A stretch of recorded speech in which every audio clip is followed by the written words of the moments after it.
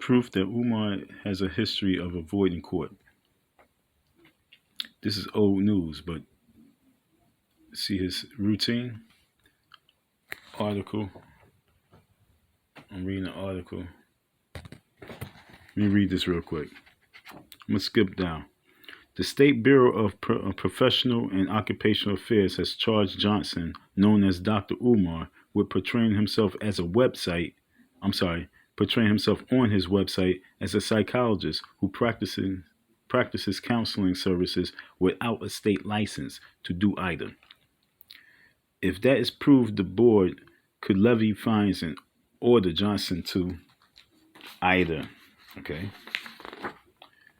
If it's proved, the board could levy fines and order Johnson to pay the cost of the investigation. In 2014, Johnson shared his vision of converting a Virginia historical black college into a boarding school that he would name the Frederick Douglass and Marcus Garvey RBG International Leadership Academy for Black Boys, which he changed. Okay, he changed it. Why? We're going to investigate that. Johnson regularly describes himself as a relative of Douglass, Frederick Douglass, that is, another claim that critics dispute. He set a $5 million fundraiser goal that he hoped to hit by August, but did not. Okay, so right now, folks, his campaign's for $5 million, no matter what way we look at it. So wherever he's at, if he's not at $5 million, he's not going to stop.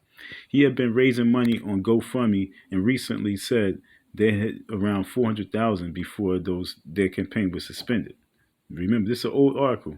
This comes after accusations prominently argued on the root that Johnson's fundraising lacked transparency and his organization lacked a 501c3 status.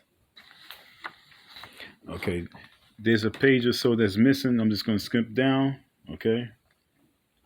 Although the Department of State spokeswoman said Tuesday his hearing had been postponed. Although the Department of State spokeswoman said Tuesday his hearing has been postponed because Johnson's lawyer requested a continuance, she said Wednesday it was back on for 9 a.m. January 8th.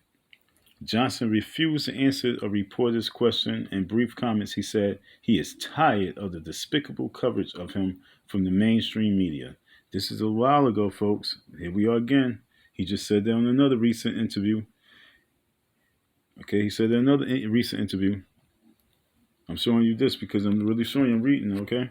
In a recent YouTube video, he stated that he grew up in North Philadelphia near A Street and whatever the block is, I ain't going to even say it. He described a childhood where at least once he stayed in a homeless shelter and where quite often he loved watching movies at a neighborhood theater.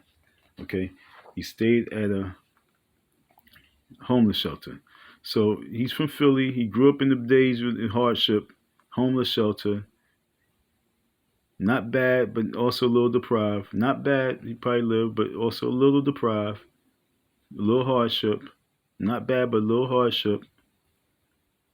So therefore, he don't have no problem gaming and hustling, you folks. Trust me, it's in his blood. We're going to investigate this. He has that history.